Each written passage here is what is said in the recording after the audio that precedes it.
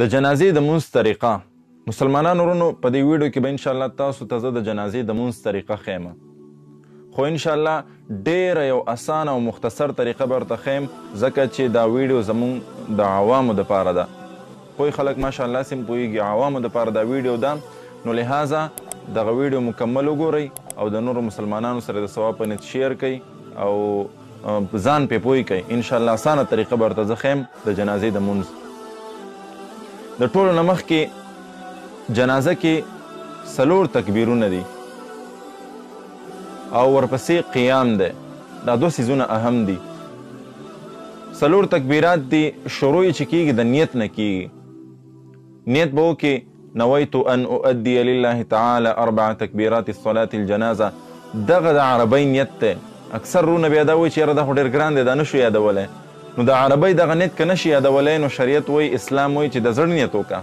زړه کې راوله چې یاره جي جنازه کوم، سړی دی، زنانه ده، په دې حاضر وخت په دې حاضر امام پسې بس سره د واړه تکبیرونو او بس نیت وتړه، د زړه نیت بس. نور پکې که د عربی نشي ویلی نو هېڅ پروا نه کوي، مه وایه، د زړه دغه نیت وکړه. ورپسې نیت دې چې وکړو نو امام به وایي الله اکبر ته هم لاسونه اوچت کړي، غوږونو ته به لاسونه راوړئ، لاس به وتړئ، بس بیا بل ځل لاس نه اوچتی.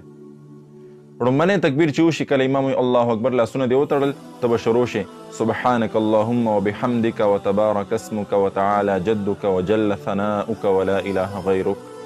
دا به ووایي. او که دا نشي ویلی یو ټکی پکې زیات دی وجل ثناؤک، دا نشي ویلی د مونځ چې کومه ثنا ده دا ووایه، مونځ کې چې ته کوم ثنا وایې دغه ووایه، دا ورته کافي ده. ځکه موږ به کوشش کوو چې تاسو ته اسان کړو، پوه شئ پې. دویم ځل چې کله امام وایي الله اکبر ته هم الله اکبر وایې، لاس به نه اوچتی، لاس به یې تړلی وي.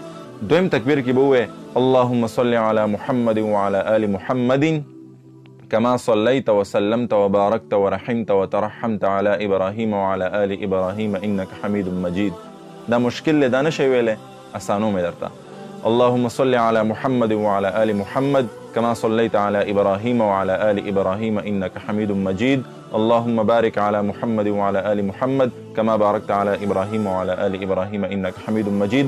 د مونځ چې کوم دغه درود دی د مونځ والا کوم چې مونځ کې مونږ وایو دغه ووایه، پکې کافي ده.